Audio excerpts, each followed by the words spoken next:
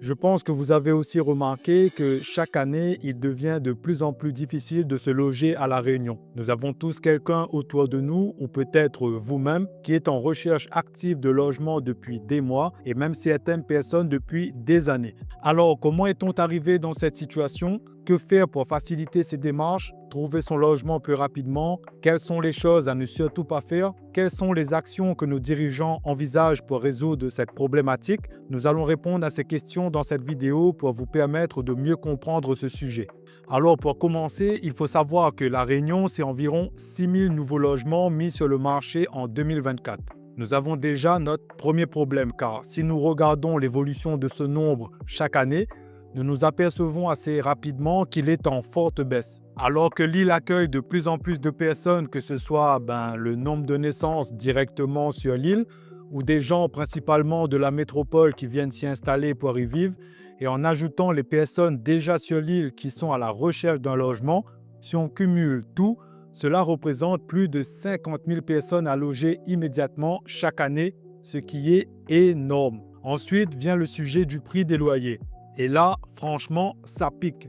Ça pique car si on compare le montant des loyers appliqués dans les grandes villes comme Saint-Denis, Saint-Paul ou Saint-Pierre, on se rend compte certes que les prix ont augmenté en moyenne de 15 à 20% en 5 ans et surtout qu'il est maintenant comparable aux loyers des grandes villes en métropole comme Lyon ou Toulouse, alors que le salaire moyen des ménages n'est strictement pas comparable. Du coup, à qui la faute? Est-ce les propriétaires et les organismes de logements sociaux qui abusent et profitent des locataires? La réponse est pas vraiment en fait. Ce n'est qu'une question d'offre et de demande. Le nombre de logements disponibles étant limité, donc peu d'offres, comparativement au nombre de locataires en recherche, donc beaucoup de demandes, c'est mathématiquement que les prix vont vers le haut. C'est plutôt logique. Si jamais la situation venait à se retourner, ce que j'en doute fortement, les prix diminueront. Donc pour cela, il faudrait qu'il y ait un afflux important de nouveaux logements disponibles sur le marché ou une baisse drastique des demandes pour inverser la tendance. Mais du coup, que fait les dirigeants pour assouplir cette tension locative? Malheureusement, comme vous l'avez certainement pu le constater, pas grand-chose. Comme un peu partout dans l'Hexagone, ils ne semblent pas prendre le sujet sérieusement et ne prennent pas les grandes décisions qui peuvent certes être difficiles à mettre en place, mais nécessaires. Les lois et autres règles qui régissent la construction de logements, comme le plan local d'urbanisme, sont trop contraignantes. Les délais administratifs sont trop longs. Il faut attendre plusieurs mois pour avoir les accords requis. Rajoutez à cela la hausse des taux de crédit immobilier. Pour faire simple, emprunter devient de moins en moins rentable pour les promoteurs ou investisseurs qui construisent, achètent, rénovent et remettent parfois des biens autrefois insalubres sur le marché de la location. Si ce n'est plus rentable, ils préfèrent investir moins, voire plus du tout, et changer de classe d'actifs en diversifiant, soit en bourse ou dans des locaux commerciaux par exemple. Néanmoins, certaines communes de l'île vont commencer à appliquer l'encadrement des loyers porté par Audrey Bellim, sénatrice de La Réunion. Pour résumer, c'est une mesure qui permet de plafonner les hausses de loyers dans le parc privé à un maximum de 20% au-dessus des loyers de référence, comme c'est déjà le cas dans certaines grandes villes en France métropolitaine. Les 9 villes qui vont appliquer ces règles sont Saint-Denis, Sainte-Marie, Saint-Louis, Le Port, La Possession, Saint-Paul, l'Entre-deux, Saint-Pierre et Le Tampon.